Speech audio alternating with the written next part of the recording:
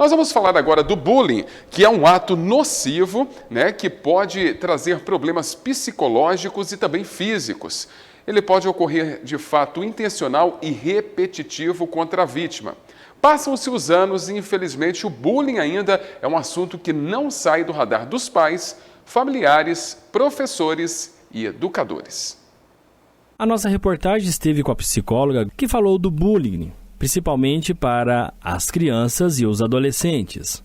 O bullying, ele é uma forma de agressão sistemática que acontece, na maioria das vezes, de um grupo de pessoas, né, direcionado para uma pessoa específica, e que vai gerar um sofrimento em termos assim de uma implicância, aquelas falas que a gente considera como uma brincadeira. Muitas vezes ela é considerada uma brincadeira, mas na verdade não é, porque ela acaba sendo uma forma de agressão. Né? Então, o bullying, eu falo muitas vezes, assim, que às vezes a gente está falando sobre o bullying, numa roda de conversa, na escola, acontece uma situação de bullying, e alguém fala assim, não, isso aí é mimimi, que é um termo muito comum, né, que a gente ouve, mas na verdade não é, né? Quando a gente fala assim, nós estamos minimizando a dor do outro.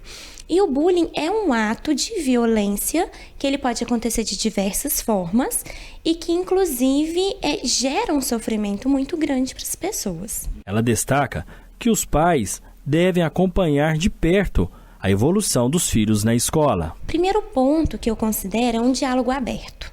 Né? Assim, os pais oferecerem para a criança um espaço em que ela possa falar sobre tudo o que aconteça com ela em casa.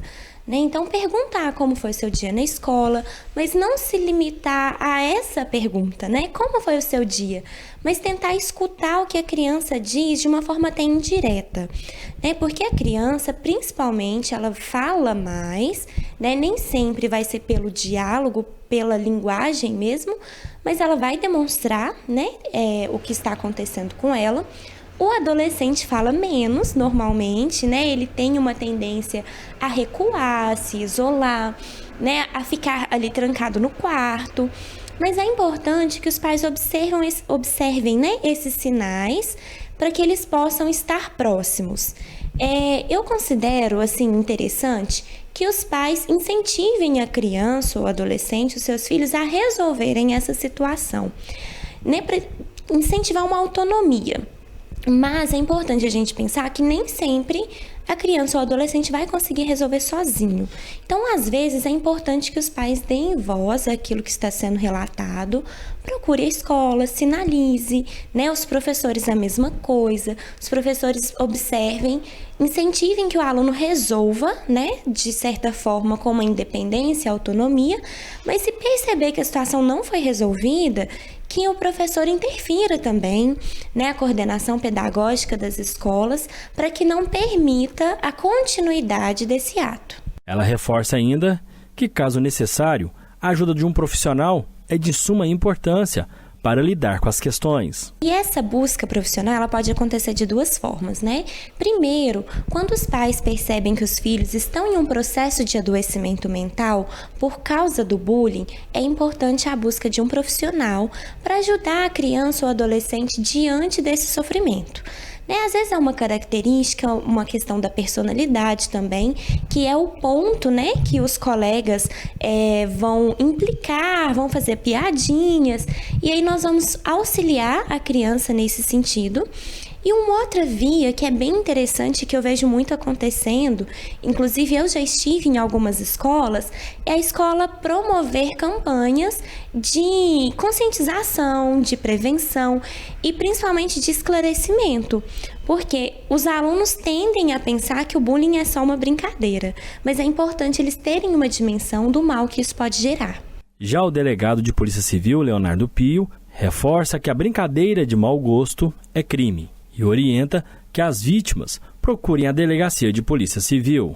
Que o bullying, ele é uma linha muito tênue daquela brincadeira, às vezes sem maldade, sem um condão de ofensa, ou daquela brincadeira ofensiva, seja a ordem física, seja a ordem moral de qualquer pessoa, né? Em especial quando ele ocorre no ambiente escolar. Aquela pessoa que rompe essa barreira, rompe essa linha daquela brincadeira ingênua que passa a ofender de maneira mais veemente, né, a ordem moral, né, da pessoa, ela pode incorrer em diversas espécies deletivas. E isso aí nós não estamos falando apenas das pessoas maiores, não. Estamos falando de pessoas menores, que podem incorrer nos chamados atos infracionais. E veja, se é uma situação que pode ser tratada a priori no ambiente escolar, seja com a direção, com a coordenação pedagógica, ou se rompeu essa linha entre a brincadeira e um dano maior, procure as forças de segurança e registre o boletim de ocorrência. Uma vez que, né, essa brincadeira ela pode deixar de ser uma mera brincadeira e passar a se configurar um crime.